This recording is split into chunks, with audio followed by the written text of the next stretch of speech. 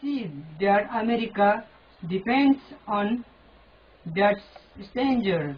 not America to. उनीहरु नेपालीहरुलाई ठ्याक्क काट्ने बेलामा एउटा आमा भन्ने शब्द नै निकाले जस्तो लाग्यो कि अनि त्यो साउन्ड सुनेर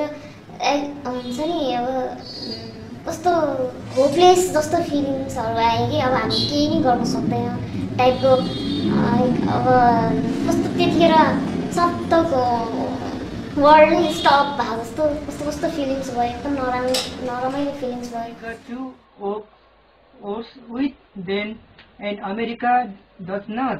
expose the America. त्यो एउटा हाम्रो इतिहास हो त्यो हाम्रो जुन नेपालको एकदमै नराम्रो इतिहास भयो नि America for dangers. So we ask anyone wants to come to Iraq not to be. त्यति बेला मलाई थाहा भएको कुरा बाटोमा मान्छेले त्यो नेपालीहरु मारिरहेको भिडियो चाहिँ यो कति 25-50 to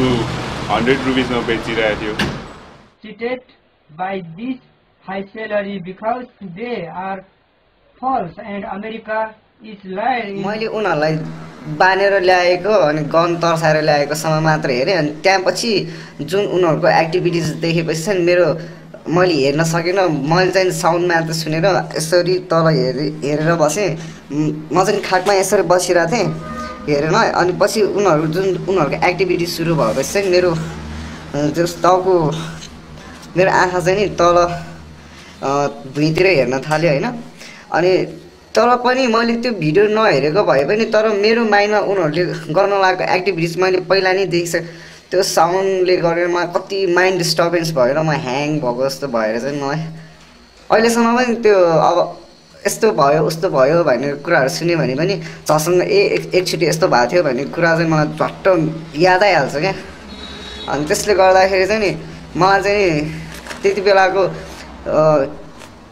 त्यो भिडियो हेरेर मेरो मनमा चिसो परेको चाहिँ अहिलेसम्म पनि त्यो चिसो गएको छैन जस्तो चाहिँ मलाई लाग्छ कि भिडियो मात्र हेर्न सक्ने अनि अडियो मात्र सुन्न सकिन्छ अनि यो भिडियो र अडियो चाहिँ एकैचोटि हेर्दाखेरि अलि धेरै नै डिस्टर्बिङ अनि धेरै नै इफेक्ट पारिरहेको थियो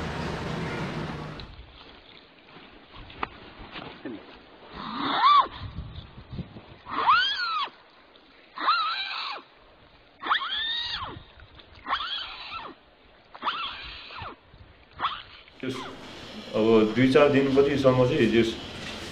एकदम कस्तो फिल भयो क्या जस खाना खाने बेलामा के गर्ने बेलामा अरू बेला नर्मली बसिराख्दा पनि त्यही इमेज याद आइरहेको हुन्थ्यो अनि जस खोइ मनमा अब धेरै दुःख पनि थियो अब जस नेपालीहरुलाई त्यसरी मारिरहेको छ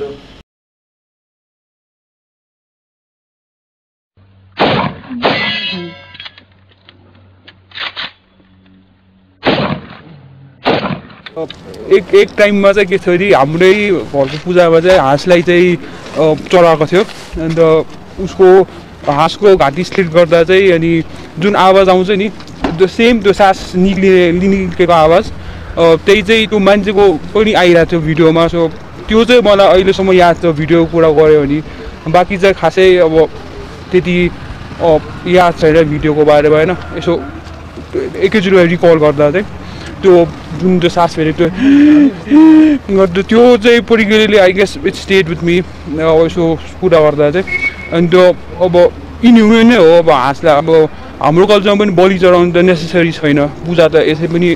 अल्टरनेट वेज छ गर्नलाई होइन अब मान्छे मार्ने पनि आई गेस अल्टरनेट वेज छ सबै कुरालाई डिल गर्नलाई यस्तो मारेर नै चाहिँ गर्नुपर्ने जस्तो त लाग्दैन إن الله تعالى وضع تشريعا والأمريكيين وأذنابهم وضعوا تشريعا والحكومة العراقية الحالية تريد أن تحكم بالقوانين الأمريكية ونحن نريد أن نحكم شريعة الله تعالى وبما أننا لا نرضى بهم تدينا وهم لا मैले अलिकति सुनेको थिएँ त्यस त्यो जुन चाहिँ घाँटी रेटेर मार्ने मान्छे थियो त्यो मान्छेले चाहिँ अलिकति के अरे त्यो टी सर्ट पनि त्यो युएसको कि अमेरिकन के नाम भयो कि लोगो भयो समथिङ के त्यस्तो लागेको थियो अरे अनि अगाडि किडन्याप गर्ने बेलामा के डिल गर्ने बेलामा पनि ऊ अङ्ग्रेजी बोलेर यताउता कुरा गर्ने थियो अरे उतै अनि त्यही इम्प्याक्ट परेर के हो जेस अब उनीहरूलाई मार्ने बेलामा पनि जेस त्यो जुन चाहिँ घाँटी रेटेर उसको टाउको पनि निकालिदिएर मारिदिएको थियो त्यो चाहिँ त्यही केटा थियो अरे उसलाई चाहिँ अब अरूलाई चाहिँ गन सुट गरेर मारिदिएको छ उसलाई चाहिँ घाँटी रेटेर मारिदिएको छ لا يرضون بنا اتباعا للأهواء فلا بد أن يزيح أحدنا الآخر سنعمل على إزاحتهم بإذن الله تعالى إلى آخر مجاهد يستطيع أن يحمل سلاحا हामीले इराकको अवस्था सम्झेर नेपालमा चाहिँ त्यस्तो गर्नु हुनु थियो किनभने नेपालमा अहिलेसम्म हामी हिन्दू मुस्लिम बुद्धिस्टहरू या क्रिस्चियनहरू सबै मिलेर बसेको अवस्थामा चाहिँ हाम्रो लागि पनि घाटा भयो र हाम्रो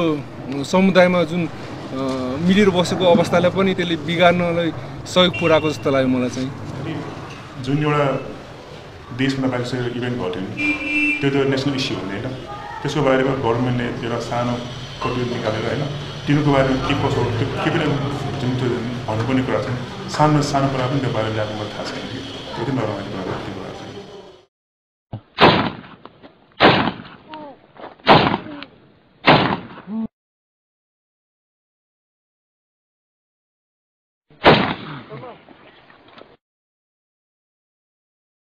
धरानको एकजना दाइको आफन्त पर्ने टाढाको आफन्त पर्ने थियो अनि ऊ चाहिँ आएको थियो उसले चाहिँ अब ऊ चाहिँ एकदम सकमा थियो खास चाहिँ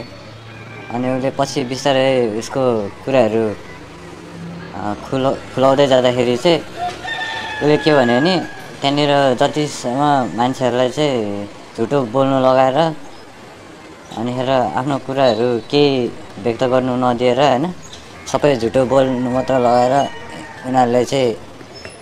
एक किसिमको अब ढाँटेर भन्नु लगाइरहेको थियो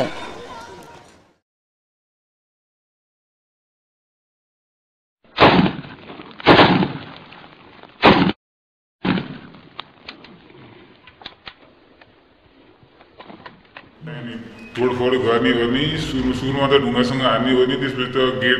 गेटलाई त ठुलै त्यहाँ गेट थियो त्यो गेट सेट फोडेर माथि गएर केही भएको सामानहरू त केही पनि बाँकी थिएन होला लुगादेखि लिएर जसमा ओछ्यान सिलिन्डर त कसैले बोकेर हिँड्ने त्यहाँ भएको सामानहरू त कुनै एउटा राखेदैन होला पछि अनि माथिबाटै कसैले टिभी फाल्ने कसैले के फाल्ने गरे अरू सामानहरू अब काम नलाग्ने सामानहरू चाहिँ त्यही घरमै जलाइवरी त्यसरी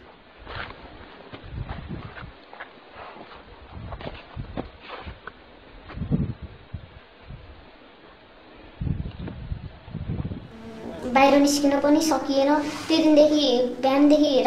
रातिदेखि नै कर्फ्यूहरू लाग्यो अनि हामी बाहिर जानै सकेन 4-5 दिनसम्म नि कन्टिन्यू कर्फ्यू थियो अनि घरमा बस्दा नै दिक्क लागिसकेको थियो जस्तो त्यो सिचुएसन मलाई खासमा सम्झिनै मन लाग्दैन त्यो दुःखको घटना हो त दुःखको घटना हुँदैमा पनि हामीले नेपालीहरूकै सम्पत्ति तोडफोड गर्नु चाहिँ ठिक होइन मलाई चाहिँ त्योमा कस्तो सोच्छु भन्दाखेरि